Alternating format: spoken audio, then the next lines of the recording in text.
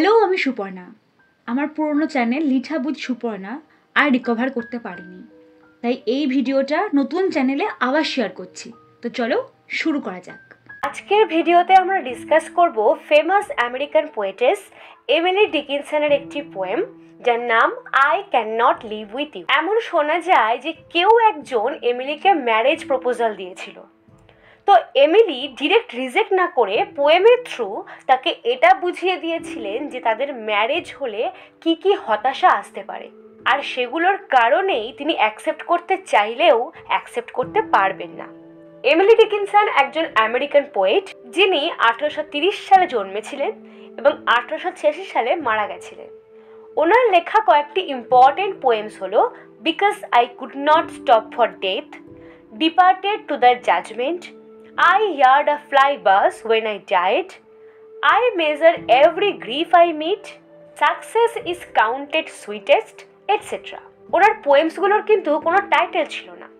পোয়েমগুলোর first line যা ছিল সেটাই টাইটেল হিসাবে ধরা হয়েছে। তো চলো এবার পোয়েমটিকে লাইন বাই লাইন অ্যানালাইজ করা যাক। I cannot live with you, আমি তোমার সাথে বাঁচতে পারবো না। কেন? কারণ ইট উড বি লাইফ, তোমার সাথে থাকলে ওটা জীবন হবে। এখানে লাইফ বলতে বোঝাচ্ছে domestic life, and life is over there. আর একবার যদি তোমার সাথে ওই সাংসারিক জীবনে আবদ্ধ হই, লাইফ ওখানেই ওভার হয়ে যাবে, শেষ হয়ে যাবে। কেন শেষ হয়ে যাবে? কারণ তখন সেই জীবনটা থাকবে বিহাইন্ড দ্য শেলফ, কোনো শেলফের পিছনে, তাকের পিছনে। অফকোর্স সেটা বুক শেলফ নয়, কোনো কিচেন শেলফের পেছনে থাকবে। এখানে সেন্টেন্স কমপ্লিট হয়নি, সেন্টেন্সের এনজাম্পমেন্ট হয়েছে, অর্থাৎ একটা স্ট্যান্জা চলতে চলতে সেন্টেন্স কমপ্লিট না হয়েই পরের স্ট্যান্জাতে সেই সেন্টেন্স চলে। তো এখানেও সেটা হচ্ছে যে লাইফ থাকবে শেলফের পিছনে। যেমন শেলফে জিনিসপত্র সাজানো গোছানো থাকে, তার জীবনও ওই শৌখিন জিনিসগুলোর মতন সাজানো থাকবে কিচেন শেলফে। সাধারণভাবে বেশিরভাগ মেয়েদের বিয়ের পর যেমন জীবন হয়, দ্য সেক্সটন কিপস দ্য কি টু, সেই শেলফ লক করা যার চাবি থাকবে সেক্সটনের কাছে। এখন কে এই সেক্সটন? সেই সময় সেক্সটন যাকে বলা হতো সে চার্চে কাজ করত। মেডিকেল সায়েন্স উন্নত না হওয়ায় অনেক সময় জীবন্ত মানুষকে মৃত ভেবে কবর দেওয়া হতো। এবার সে বেঁচে উঠলে তার সাথে রাখা বেলটাকে সে বাজাতো, আর সেক্সটন সেটা শুনতে পেলে সেই কবর থেকে জীবন্ত মানুষটাকে বার করে আনতো। তো এটাই ছিল সেক্সটনের কাজ। এবার বাই এনি চান্স সেই বেলের আওয়াজ সেক্সটন যদি শুনতে না পেত, তবে কি ভয়ঙ্কর কাণ্ড হতো বলতো। তো এখানেও এই শেলফের চাবিটা সেক্সটনের কাছে আছে, যে শেলফের পিছনে উপস্থিতি থাকবে তার লাইফের। এবার দেখো, ঠিক যেমন কবর দেওয়া ওই জীবন্ত মানুষটার জীবন সেক্সটনের হাতে আছে, আইরনিক্যালি এই শেলফের চাবিও যদি সেক্সটনের কাছে থাকে তো তার জীবনেরও কোনো গ্যারান্টি থাকবে না। তো সেই সেক্সটনের কাছে চাবি রয়েছে, আর সে কি করছে? পুটিং আপ আওয়ার লাইফ, আমাদের জীবনটাকে ওই তাকে সাজিয়ে রাখছে। আমাদের বলতে এখানে সম্ভবত মেয়েদের কথা বলা হচ্ছে, যে তাদেরকে সেক্সটন সাজিয়ে রাখছে।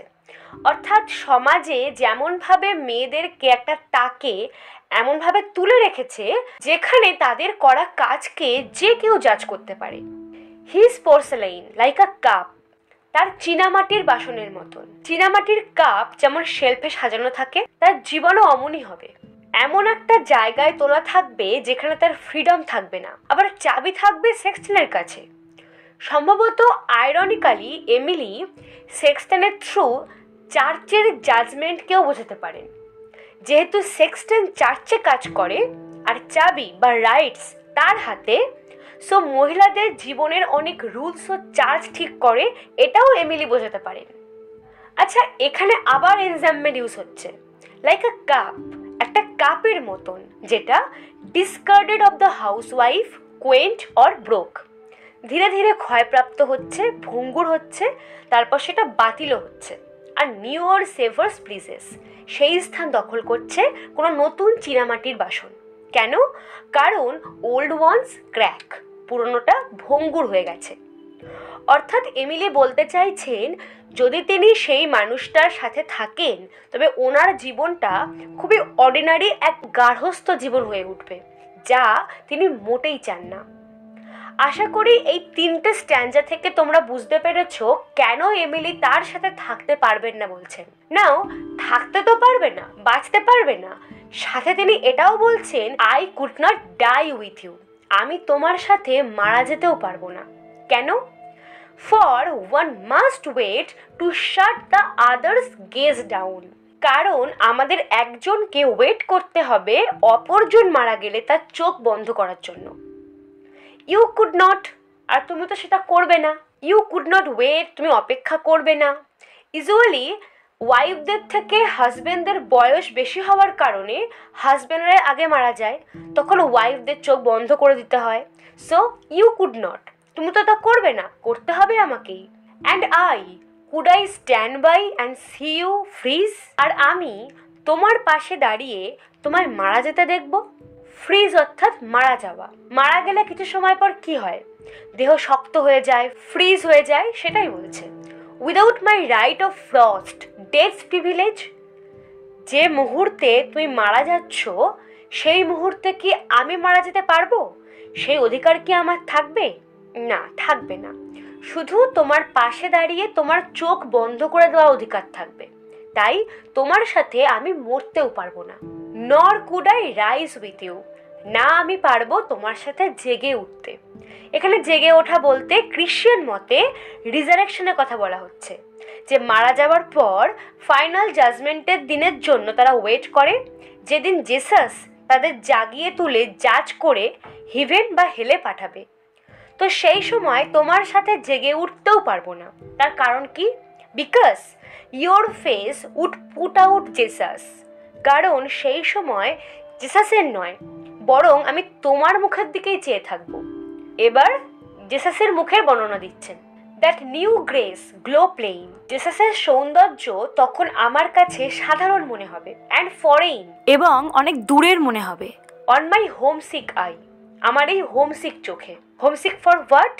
তার লাভারকে দেখার জন্য, কারণ মৃত্যুর পর অনেক দিন পর তাদের আবার দেখা হবে। তখন জেসাস নয়, তার লাভারের মুখটাই তার কাছে প্রিয় লাগবে। আর সেটা তো ঠিক নয়, জেসাস এটা দেখে নিশ্চয়ই তাকে হেলেই পাঠাবে। এক্সেপ্ট দ্যাট, সেটা ছাড়াও ইউ দ্যান হি শোন ক্লোজার বাই, ভগবানের চেয়ে তুমি বেশি চমকপ্রদ হবে। এখানে জেসাসের জন্য হি ব্যবহার করা হয়েছে আর লাভারের জন্য ইউ। হি এর এইচ এর মতনই ইউ এর ওয়াইও ক্যাপিটালে লেখা। লাভারের সাথে জেসাসের কম্পেয়ার করলে তখন তার লাভারকেই বেশি সুন্দর লাগবে, এটাই তিনি হয়তো ভাববেন। সো তারপর দে উড জাজ আস, তারা আমাদের জাজ করবে। তারা বলতে এখানে সোসাইটির কথাও বলা যেতে পারে, যে যখন তারা দেখবে লাভ তাকে গড থেকে দূরে নিয়ে যাচ্ছে তারা জাজ করবে, বা ফাইনাল জাজমেন্টের দিন তাদেরকে যে জাজ করা হবে সেটাও বলা যেতে পারে। How for you served heaven, সেখানে জাজমেন্টের পর এটাই বলা হবে যে তুমি হিভেনে যাবে। You know or sought to, I could not, কারণ তুমি ডিভাইনিটি, রিচুয়ালস, রিলিজিয়াস থিংসের সময় দিয়েছো। আই কুড নট, আমি দেইনি। বিকজ, কারণ ইউ স্যাটিউরেটেড সাইট, তুমি আমার দৃষ্টিকে স্যাটিউরেট করে দিয়েছো। এখন কাকে বলে স্যাটিউরেশন? তুমি এক গ্লাস জলে চিনি দিতেই থাকো আর গুলতেই থাকো, একটা সময় পর চিনি জলের নিচে থিতিয়ে পড়বে আর গুলবে না। কেন?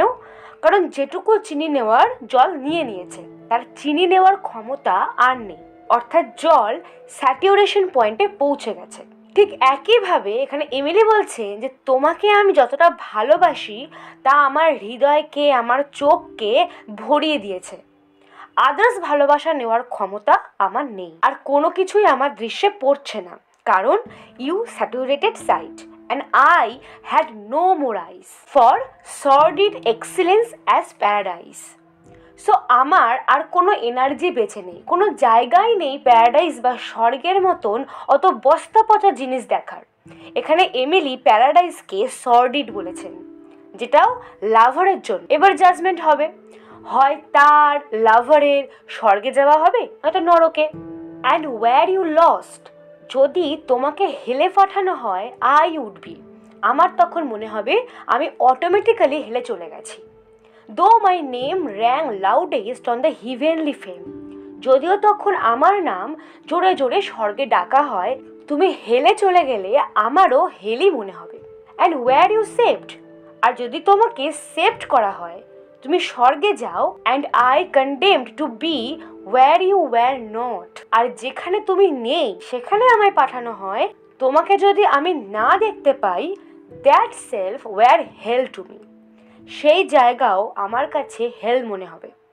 সো যাই হোক না কেন, তুমি স্বর্গে যাও বা নরকে, আমায় নরকেই যেতে হবে। সো না আমি তোমার সাথে বাঁচতে পারবো, না মরতে পারবো, আর না আমি মৃত্যুর পর একসাথে জেগে উঠতে পারবো। তো এর সলিউশন কি? So we must need apart, আমাদের আলাদা থাকাই ভালো। ইউ দেয়ার, আই হেয়ার, তুমি ওখানে আর আমি এখানে। উইথ জাস্ট দ্য ডোর আজার, আমাদের মাঝে এমন দরজা থাকুক যা আধ খোলা, আজার পুরো বন্ধও নয় আবার খোলাও নয়। দ্যাট ওসিয়ান স্যার, ঠিক যেমন মহাসাগর, যেমন আটলান্টিক মহাসাগর, ভারত মহাসাগর, প্রশান্ত মহাসাগর, এরা একে অপরের থেকে অনেক দূরে, বাট সামহাও তারা একে অপরের সাথে কানেক্টেড, যেহেতু তারা একই পৃথিবীতে আছে।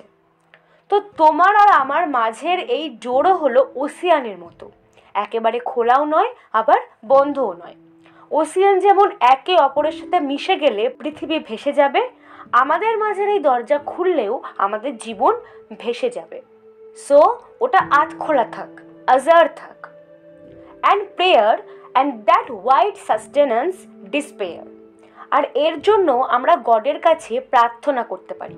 আর সাথে আছে ওয়াইড সাস্টেন্যান্স, এক ফ্যাকাশে ভরসা।